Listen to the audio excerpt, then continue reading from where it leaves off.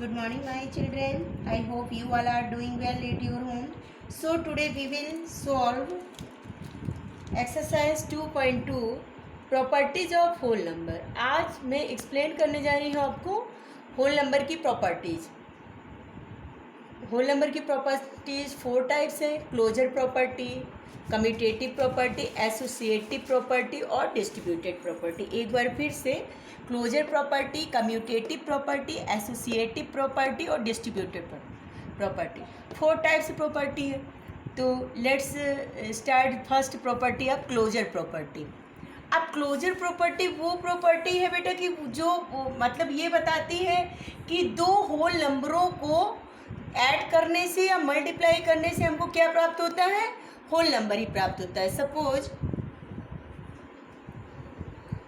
हमने वेरिएबल से हम समझते हैं कि a plus b equal c. हमें a होल नंबर को और b होल नंबर को जब प्लस किया तो आपको आंसर क्या आ गया? c। c क्या है? होल नंबर है। c क्या है आपका? होल नंबर है। अब एग्जाम्पल से एज ए एग्जाम्पल लेते हैं, 2 + 3 लेते हैं तो आपका कितना आता है? 6 आता है। 2 + 3 लेते हैं तो आपका 5 आता है। तो 5 क्या है? आपका होल नंबर है। इसी तरह आप मल्टीप्लिकेशन में देखिए कि a into b equal c. यदि आप मल्टीप्लाई भी करेंगे तो आप दो होल नंबर का जब मल्टीप्लाई करते हैं तो आपको आंसर किस में प्राप्त होगा? होल नंबर में ही प्राप्त होगा। जैसे आप 4 × 3 करेंगे तो 4 × 3 = 12। ठीक है। तो ये जो क्लोजर प्रॉपर्टी है ये बताती है कि दो होल नंबरों को ऐड करने से या मल्टीप्लाई करने से आपको जो आंसर गिवन होगा वो आपको क्या प्राप्त होगा? होल नंबर ही प्राप्त होगा। और लेकिन ये प्रॉपर्टी किस में काम करती है? केवल आपकी एडिशन एंड मल्टीप्लिकेशन में ही काम करती है। अब आप कहोगे क्यों ये सब्ट्रैक्शन और आपके डिवीजन में क्यों वर्क नहीं करती? देखिए, जैसे आपका सब्ट्रैक्शन a - b लिया हमने, ठीक है। आप क्या कर दिए? 4 - 3, आपको कितना आंसर गिवन हुआ? 1 आंसर आया, ठीक है। बट यदि आप 3 - 4 करेंगे तो 3 क्या है? स्मॉलर नंबर है और 4 क्या है? लार्जर नंबर है। 3 में 4 सब्ट्रैक्ट होगा तो आपको कैसा नंबर होगा? -1 मिलेगा। और जो ये -1 है ये आपका होल नंबर नहीं है, ठीक है। अब ये आपको मैंने सब्ट्रैक्शन में समझाया, लेकिन जब इसी को हम क्या डिवीजन में समझते हैं, जैसे आपको 7 / 0, तो 7 / 0 क्या? नॉट डिफाइन, ये आपका डिफाइन नहीं होगा। यदि हम 6 - 6 / 2 लेते हैं तो 2 × 3 = 6। बट जब आप 2 / 6 करेंगे तो नॉट डिफाइन, ये आपका डिफाइन ही नहीं होगा, आप इसको डिवाइड कर ही नहीं पाओगे। तो ये जो प्रॉपर्टी है ये आपकी क्लोजर प्रॉपर्टी, ये केवल आपकी एडिशन एंड मल्टीप्लिकेशन में ही वर्क करती है। Coming to the next property, second property है आपकी कम्यूटेटिव प्रॉपर्टी। अब कम्यूटेटिव प्रॉपर्टी ये बताती है कि हम वेरिएबल से समझते हैं a + b equal b + a। देखिए, a + b equal b + a, ठीक है। अब इसको एग्जाम्पल देके समझें। यदि हम कि मान लीजिए 2 + 3 इक्वल कितना आएगा? 2 3 को जोड़ेंगे 5 आएगा, ठीक है। और यदि हम 3 के ऑर्डर, यहाँ पे हमने क्या किया? a + b 2 + 3, और यहाँ पे हमने क्या कर दिया? इक्वल करके b + a, उसको ऑर्डर को क्या कर दिया? चेंज कर दिया। 3 + 2, तो ऑर्डर को चेंज करने से आंसर चेंज नहीं होता। 2 + 3 भी 5 आएगा और 3 + 2 भी 5 आएगा, ठीक है। इसी तरह मल्टीप्लिकेशन में कि a × b equal b × a। अब 2 × 6 तो भी 12 आना है और 6 × 2 करने पे भी 12 आना है।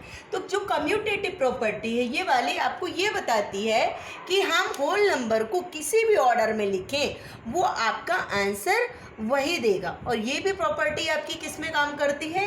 केवल एडिशन एंड मल्टीप्लिकेशन में आप कहोगे मैडम ये वाली क्यों नहीं इसमें वर्क कर रही सब्ट्रैक्शन एडिशन में, सेम आप देखिए कि 4 माइनस 3 किया हमने 1 आया, लेकिन जब 3 माइनस 4 करोगे तो ये -1 आएगा और ये क्या है आपका निगेटिव नंबर, होल नंबर नहीं है। इसी प्रकार आप 6 डिवाइडेड 2 करोगे तो 3 आएगा, लेकिन 2 डिवाइडेड 6 करोगे तो ये नॉट डिफाइन है, तो मतलब 6 डिवाइडेड 2 2 डिवाइडेड 6 इक्वल नहीं है। ठीक है, तो ये आपकी किसके अकॉर्डिंग काम करेगी, केवल एडिशन एंड मल्टीप्लिकेशन में ही वर्क करेगी।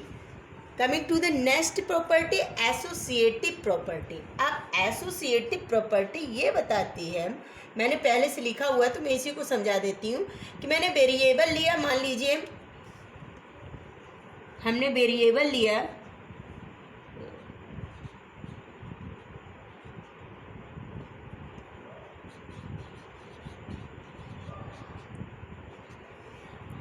a plus b plus c, ठीक है, a प्लस बी प्लस सी।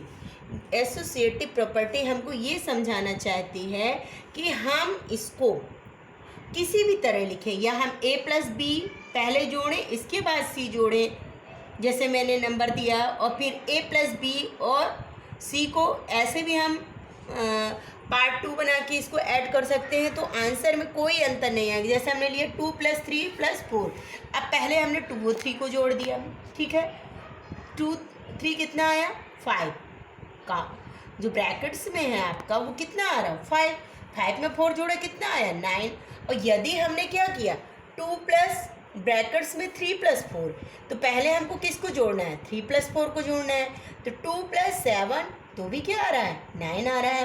तो एसोसिएटिव प्रॉपर्टी कहती है कि यदि हम किसी भी नंबर को किसी भी ऑर्डर में जोड़ें बट हमारा आंसर क्या आएगा इक्वल आएगा। इसी तरह मल्टीप्लिकेशन में है a × b × c, a × b × c, हम ब्रैकेट्स में चाहे आगे का नंबर ले लें और चाहे पीछे का नंबर ले लें।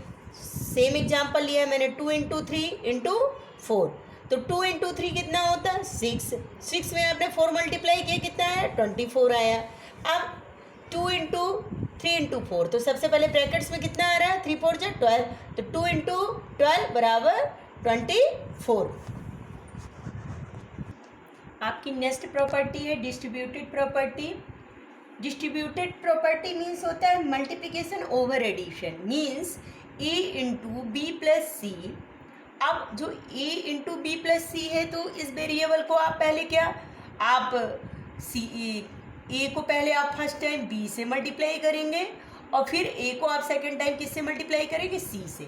जैसे मैंने ये किया है a × b brackets close plus a × c, ठीक है। एग्जाम्पल लेके देख लेते हैं, यदि हमारे पास 4 × 2 + 1, तो आप 4 को किससे मल्टीप्लाई करेंगे पहले 4 × 2 + 4 × 1, तो 4 2 जा 8 और 4 1 जा 4, तो इक्वल 12। अभी आपको ये थोड़ा सा डिफिकल्ट लग रहा होगा, एक हम क्या डिस्ट्रीब्यूट, आप सोचेंगे कि इसको हम इस तरह भी तो कर सकते थे कि 4 × 3 = 12, ये हमारे लिए ज़्यादा ईजी थी, लेकिन हर केस में ऐसा नहीं होता है। कभी कभी हमको डिस्ट्रीब्यूटेड प्रॉपर्टी का यूज करना पड़ता है, और उसको यूज को मैं आपको एक एग्जांपल आपकी बुक से ही दे रही हूँ। 728 × 101। अब हम जब 728 को 101 से मल्टीप्लाई करेंगे तो आपका कैसा आएगा, ये लंबा सा मल्टीप्लाई आ जाएगा, ठीक है। लेकिन जब उसको हम डिस्ट्रीब्यूटेड प्रॉपर्टी में करेंगे तो क्या करेंगे, हम 101 को ब्रेक कर लेंगे, तो 728 को क्या कर लेंगे हम 100 प्लस 728 × 101 को क्या कर लेंगे 100 + 1। तो अब 728 को हम यदि हम 100 से मल्टीप्लाई करते तो ईजी हम मल्टीप्लाई कर सकते हैं, नंबर 8 आ जाएगा और 2 0 ऐड हो जाएंगे, जैसे मैंने यहाँ किया 728 0 0, और 728 को आप जब 1 से मल्टीप्लाई करोगे तो 728 आएगा, वो आप इसको ऐड कर लेंगे तो आपका कितना आ जाएगा 8 2 5 3 7 मीन 73,528। तो आप इस तरह डिस्ट्रीब्यूटेड प्रॉपर्टी का ईजिली यूज कर सकते हैं और आप लेंदी क्वेश्चनों को ईजी कर सकते हैं।